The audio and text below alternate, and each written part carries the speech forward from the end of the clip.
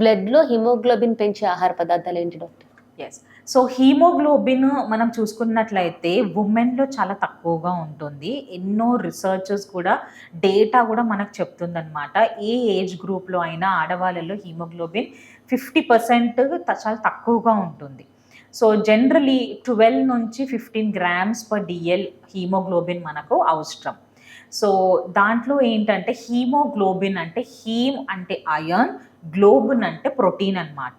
So, మనకు iron rich foods కావాలి, protein rich foods కావాలి. మన హీమోగ్లోబిన్ ఇంక్రీజ్ అవ్వాలి అంటే. సో, దాంతో పాటు వైటమిన్ సి కూడా చాలా ఇంపార్టెంట్.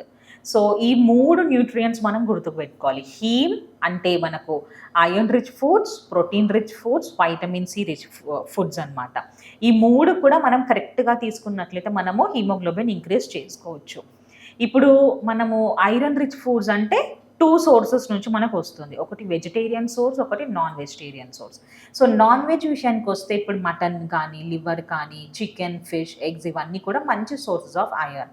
దాన్ని మనం అంటే తగ్గట్టుగా అంటే ఎగ్ వైట్స్ ఎవ్రీడే తీసుకోవచ్చు. చికెన్, ఫిష్, ఎగ్ అయితే weekly once or twice. Mutton ఇలాంటి కొంచెం తక్కువగా మంత్లీ వన్స్ ఆర్ ట్వైస్ ఇలా తీసుకుంటే చాలు. సో, ఇది రెడీగా అబ్జార్బ్ అవుతుంది. ఐరన్ మంచిగా అబ్జార్బ్ అవుతుంది. వెజిటేరియన్ సోర్సెస్ అంటే ఆకుకూరలు కానివ్వండి, పండ్లలో అయితే వాటర్‌మెలన్, అనార్, బీట్రూట్ ఇవన్నీ కూడా వెజిటేరియన్ సోర్సెస్ నుంచి వచ్చే మనకు ఐరన్ సోర్సెస్ అనమాట. సో, ఎప్పుడైతే మనం వెజిటేరియన్ సోర్సెస్ నుంచి తీసుకుంటామో దానికి వైటమిన్ సి చాలా ఇంపార్టెంట్. సో, వైటమిన్ సితో కలిపి తీసుకుంటేనే అది మన బాడీకి అబ్జార్బ్ అవుతుంది. ఫర్ ఎగ్జాంపుల్ వాటర్‌మెలన్ తీసుకుంటే కొద్దిగా లెమన్ స్క్వీజ్ చేసుకోవడం, లేదా అనార్, వాటర్‌మెలన్ తింటే కొద్దిగా జామ గాని, సంత్రా తీసుకోవడం. సో, ఇలా కాంబినేషన్‌లో తీసుకున్నట్లయితే ఐరన్, వైటమిన్ సి కొంచెం బెటర్ అబ్జార్ప్షన్ ఉంటది.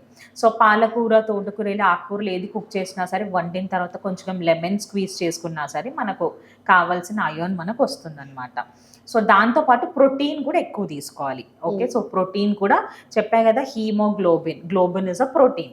సో, ఎగ్ వైట్స్ తీసుకోవడం, chicken, fish weekly once or twice ఇలా మనం హెల్తీ ప్రోటీన్స్ కూడా ఇంక్లూడ్ చేసుకుంటే then we can increase our haemoglobin. Hi everyone, Nenu mi Vedika. Please subscribe to Volgo Health. Don't forget.